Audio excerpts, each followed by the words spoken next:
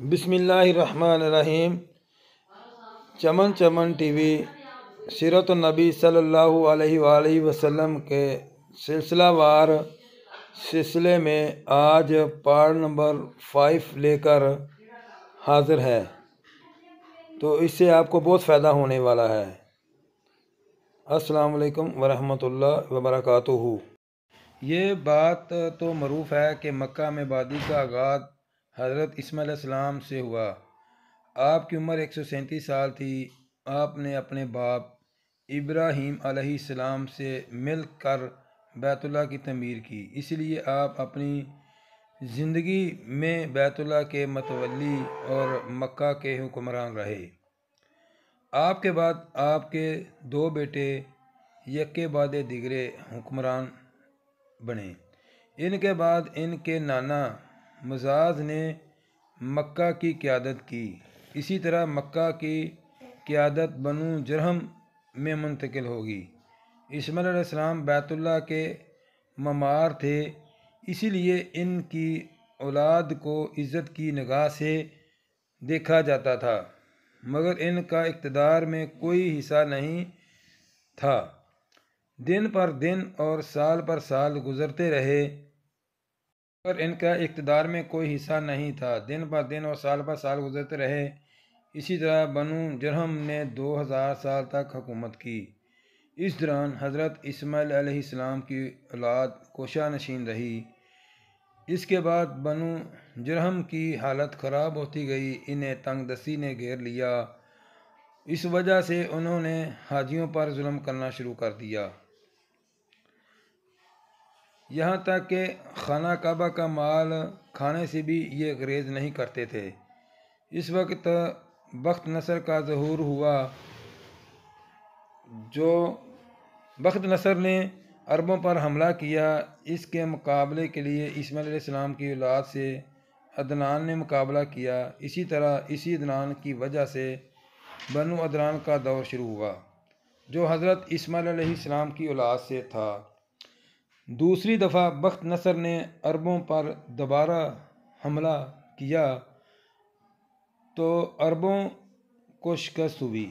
بنو عدنان یمن یا دوسرے علاقوں میں اطراف میں جلا وطن ہو گئے۔ جب بخت نصر کمزور پڑا تو عدنان کا بیٹا ماد واپس مکہ آیا تو جرہم قبیلے کی ایک عورت سے شادی کی۔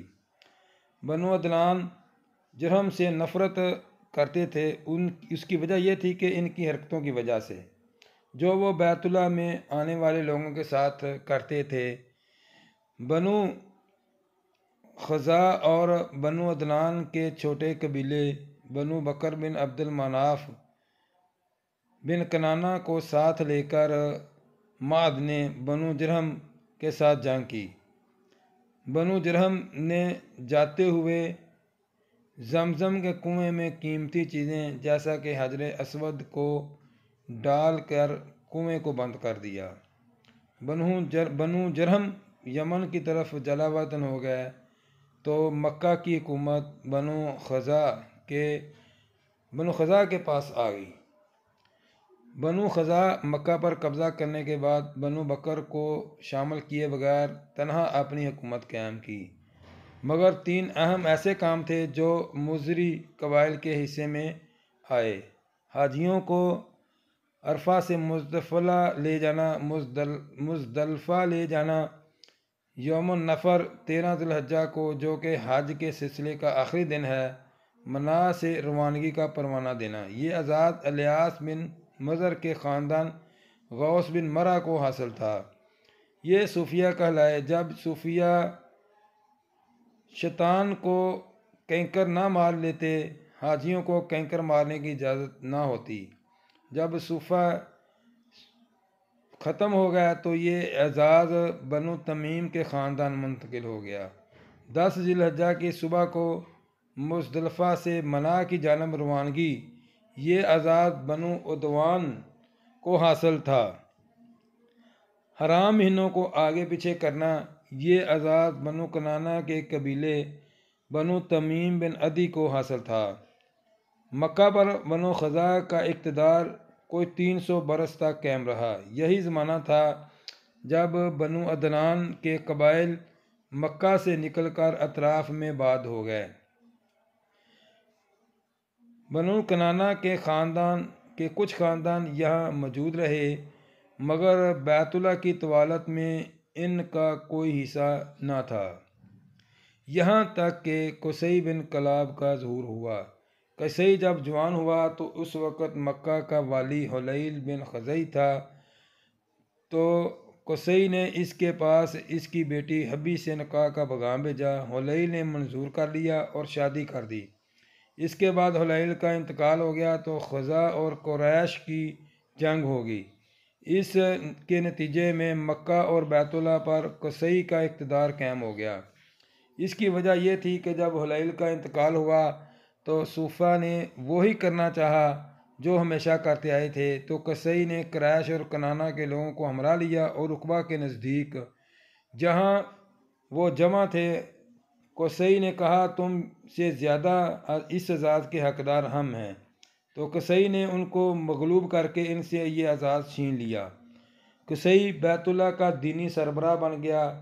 قصی مکہ کا بندوبست کر کے قریش کے قبائل کو مکہ کے اطراف میں لا کر آباد کیا اور دارالندوہ کو تعمیر کیا۔ یہ عربوں کی پارلیمنٹ تھی، عربوں کے سارے معاملات یہاں حل ہوتے تھے اور قصی کے حسب ذیل کام کیے۔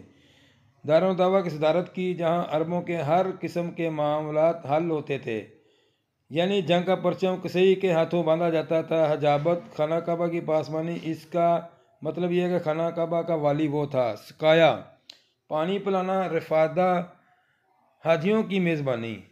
قصی کے 2 بیٹے تھے، عبدالدار، دوسرا عبد المناف تھا۔ عبد المناف قصی کی زندگی میں ہی شرف و سعادت کے مقام پر پہنچ گیا تھا، اسی لیے قصی نے سارے اعزازات عبدالدار کو دے دیے، کسی نے بھی قصی کی مخالفت نہ کی۔ اس کے بیٹوں نے بھی اس کی وصیت کو برقرار رکھا۔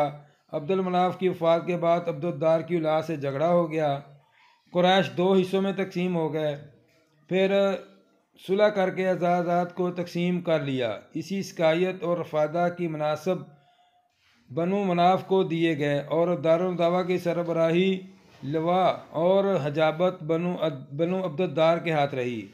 پھر بنو عبد المناف نے حاصل شدہ مناصب کے لیے قرعہ ڈالا تو قرعہ ہاشم بن عبد المناف کے نام نکلا، لہذا ہاشم ہی نے اپنی زندگی میں سقایا اور رفادہ کا انتظام کیا۔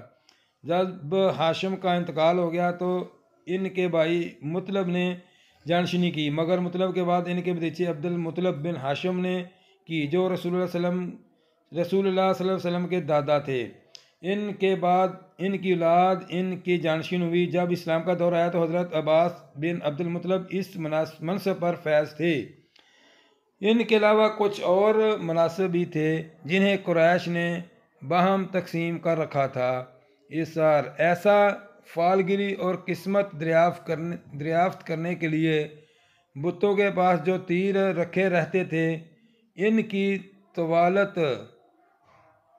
طوالت یہ منصب بنو جمع کو حاصل تھا۔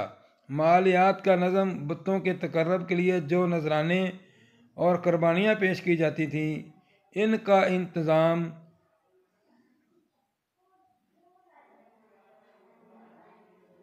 جھگڑے اور مقدمات کا فیصلہ کرنا، یہ کام بنو سہم کو سونپا گیا۔ شورا، یہ اعزاز بنو اسد کو حاصل تھا۔ اشناک یعنی دیت اور جرمانوں کا نظم، اس منصب پر بنو تمیم فائز تھے۔ عقاب یعنی کہ قومی پرچم کی علمبرداری، یہ بنو امیہ کا کام تھا۔